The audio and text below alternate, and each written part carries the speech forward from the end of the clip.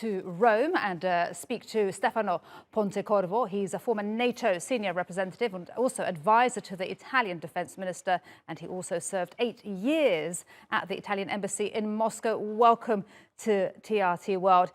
So we've just heard that from my colleague Ubay here, that Ukraine can now make the case to the West, the case to NATO to ask for more weapons. Do you think they'll get what they need, not just to fight, but actually to win and keep winning now? Well, I think that there is already a very favorable predisposition to continue giving arms to Ukraine, and not only in the U.S., also in parts of Europe. In my own country, in which, as you know, the debate has been raging, it's very much a one-sided debate, because especially after following the Ukrainian wins, there is very little doubt that we need to continue to give weapons to Ukraine, which can be a winning strategy also for Ukraine. Are they able to gain more territory? I think the momentum is with them, and your military analyst will tell you, can repeat to you what Napoleon used to say some years back, which, morale is to technique 3 to 1. So it is, the Ukrainians are on a roll. I saw this in Afghanistan with the Talibs, we saw this in Vietnam, in Iraq, and so on.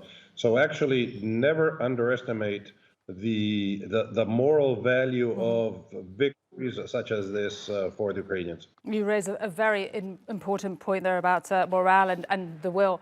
And of course, as you say, echoing the words of Napoleon there. And how do you expect the Kremlin to react to this? Because this is a huge loss of face politically. That, I think, is a legitimate concern for all of us. First, let me add one thing, that not only the Ukrainian successes and advances have stunned the world and the Kremlin, but it has also stunned the Ukrainians, who now have to try to figure out what they're going to do with everything that they've taken back, what they have to do in military terms. I mean, how you can keep the field, where you should regroup, and so on. But that is, that's stuff that your military analysts can talk about. Now, what I see from the political angle is that it is true that President Putin and his cohorts are trying to shift the blame on the Western thing. I'm not surprised. I would not be surprised if in a while you'd see stories coming out of the Kremlin and the news media in Russia that there are soldiers, Western soldiers, disguised in, I wouldn't be surprised, in Ukraine and so on. And I'm pretty concerned that this might turn ugly in a short while. That is a very big concern.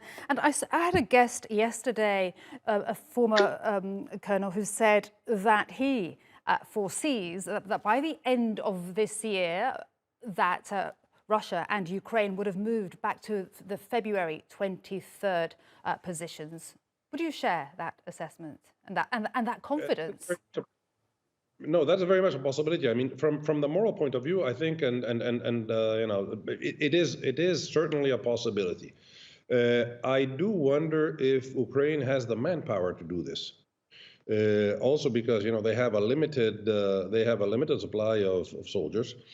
I think that they're going to see as a lot more volunteers from Ukraine and from abroad coming in.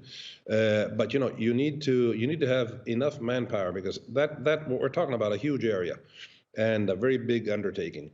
And don't forget that in Donbass and Luhansk, there are around 35,000 local militia, Russian-speaking Ukrainians, and actually Russians transplanted into Ukraine, which have everything to lose from an Ukrainian win in their territories. So I think the fight is going to be a bit stronger. It's not only against a demoralized and disarmed Russian army. It's against the local militia, which are neither demoralized and would be fighting for their lives. Stefano Pontecorvo, fantastic to speak to you. I hope I get a chance to speak to you very soon again. Thank you so much for your analysis and your time today with us. My pleasure, and thank you to you and to your viewers.